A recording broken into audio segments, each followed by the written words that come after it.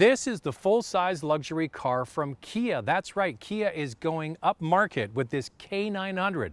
Not the best name in my opinion. I think Hyundai has a better name with Equus, which is the vehicle this car shares a platform with. Regardless, Kia is showcasing to anybody that wants to pay attention that they're capable of producing cars on par with many others in the industry. This is a full-size luxury car on size with, say, the S-Class from Mercedes, 7 Series from BMW, the A8 from Audi, and it starts at a relative bargain, right about $51,000 for the base V6. Then you go up to the V6 luxury, it's around 62 grand, and this top of range K900 with the V8 comes in at $72,000. That's right, you can buy a Kia for 72 grand, and here it is. Now the difference is there's quite a few on the different trim levels, but when you get to the V8 model, you notice right away the tasty looking LED headlamps, the 19-inch chrome wheels. That's really what sets the two vehicles apart, the base V6 and the V8. Has Kia done a good job with their first full-size luxury car? Well, in many ways, yes, they have, but there are a few little niggly things that I want to point out. First of all, when this car is locked, you have the key fob and you have the, no key open the door. You push the button and it unlocks the door. And then when you go to lock it, no go, doesn't like that. So then you have to revert back to the key fob. Now that just could be a slight software update, but regardless, it is a bit annoying. So what is Kia's approach with this K900? Is it a performance luxury sedan or is it traditional luxury? Well, it's so heavily weighted on the traditional luxury side that a lot of people won't try it because it is so smooth, quiet, and refined that it could be, basically pegged as dull. And I gotta tell you, it is so quiet in here.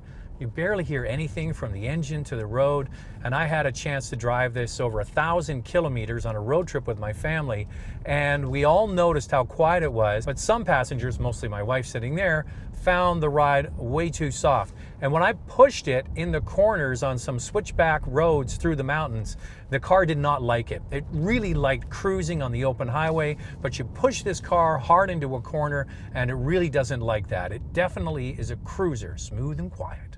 Now the two engines available in this K900, the base is a 3.8 liter V6 and it has 311 horsepower.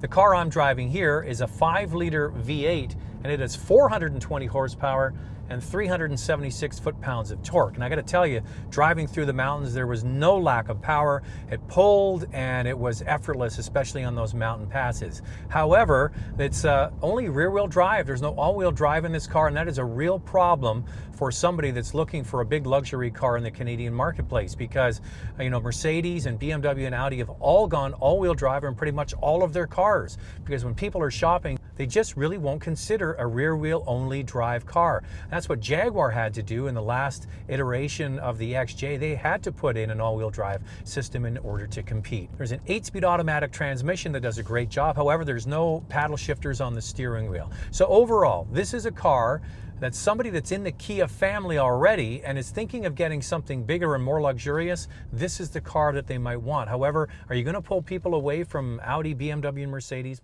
Not likely. Every single person that sat in this car has been blown away by the level of finish that Kia is producing in here. The front of the dash, the top of the dash, the doors, everything covered in beautiful leather.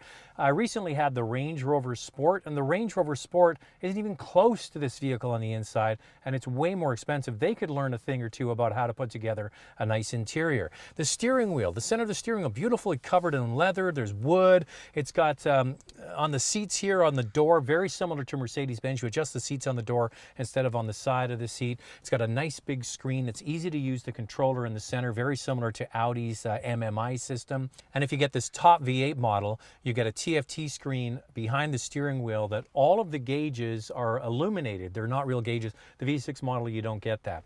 The seats are covered with beautiful leather. They're heated and ventilated on the V8 model. The back seat really is limo-like. I went on a 1,000 kilometer trip with my kids in the back seat, never heard a peep from them because the seats actually recline. They're heated and ventilated as well. Everybody was happy inside the car.